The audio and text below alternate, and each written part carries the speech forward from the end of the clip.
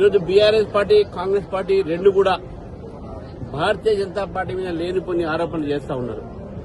కానీ ఆ రెండు పార్టీలు కూడా ఒకరికొక సహకారాన్ని అందించుకుంటున్నారు. ఓటుకు నోటు కేసులో ఆ రోజు రేవంత్ రెడ్డి గారిని బీఆర్ఎస్ పార్టీ రక్షించింది కాబట్టే ఈ రోజు బీఆర్ఎస్ పార్టీలో ఉన్నటువంటి ఒక కుంభకోణాలన్నింటిలో కూడా కేసీఆర్ గారిని, కేటీఆర్ గారిని రేవంత్ రెడ్డి గారు రక్షించుకుంటున్నారు. అదే భాగంగా ఈ రోజు ఫోరెన్సిక్ ల్యాబ్ లో హైదరాబాద్ లో ఎక్కడైతే ఫోన్ ట్యాపింగ్ కేసు సంబంధించినటువంటి యొక్క వివరాలన్నీ అక్కడ ఉన్నాయో అక్కడ ఫైర్ యాక్సిడెంట్ అయింది. ఏమేం తగలబడ్డాయో ఇంత బయటికి రాలే. ఇదే రకంగా గతంలో సెక్రటేరియట్ లో కూడా ఫైర్ యాక్సిడెంట్ అయింది. అనేక ఫైల్స్ తగలబడ్డాయి. ఆధారాలు ఏం లేకుండా చేసే ప్రయత్నం చేశారు. మరి ఈ ఫైర్ యాక్సిడెంట్ ఏది జరిగినాయో దీనిపైన చాలా సీరియస్ గా విచారణ జరపాల్సి ఉంది. తెలంగాణ ప్రజలకు అనుమానంగా ఉంది. ఈ యొక్క ఫైర్ యాక్సిడెంట్ ఫోన్ ట్యాపింగ్ కేసుని పక్కకు పెట్టాలని చెప్పేసి ప్రయత్నం చేస్తా ఉన్నారు.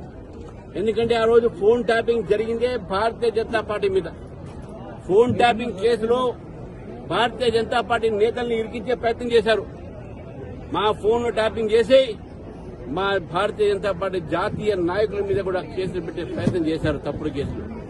కాబట్టి ఫోన్ ట్యాపింగ్ కేసుతోని కాంగ్రెస్ పార్టీకి మాకు ఏమీ నష్టం లేదు, అది వచ్చినా బయటకు లేదని చెప్పేసి ఆలోచనతో ఈ యొక్క ఫైర్ యాక్సిడెంట్ ఈ సంఘటన జరిగిందని చెప్పేసి కూడా మేము భావిస్తా ఉన్నాం. కాబట్టి ఫోరెన్సిక్ ల్యాబ్ లో జరిగినటువంటి ఫైర్ యాక్సిడెంట్ మీద దర్యాప్తు జరగాల్సిందే, స్వతంత్రంగా దర్యాప్తు జరగాల్సిందే. అది సిట్టు కావచ్చు, ఇంకేదైనా కావచ్చు, దాని మీద దర్యాప్తు జరగాలి. ఎందుకంటే ఫోరెన్సిక్ ల్యాబ్ అక్కడ ఆధారాలే ఉన్నాయి. కాబట్టి ఈ యొక్క ఫోన్ ట్యాపింగ్ కేసు కూడా కుంటి నడకతో ఈ రోజు దర్యాప్తు జరుగుతూ ఉన్నాయి. 2 సంవత్సరాలు దాటిన తర్వాత ఈ ప్రభుత్వం దానిపైన ఇంకా విచారణలోనే ఉన్నారు. కానీ ఎక్కడ కూడా ఏ ఒక్క పని కూడా చేయలేవాడు.